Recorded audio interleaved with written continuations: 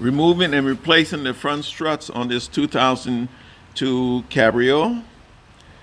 You jack the car up, put it on jack stands. You're gonna need a 18 millimeter socket and wrench to loosen these two nut and bolts and take them off. A 10 millimeter to remove this attachment right here.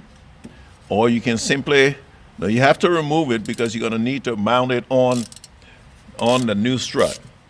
So loosen that right there, the whole bracket will come off.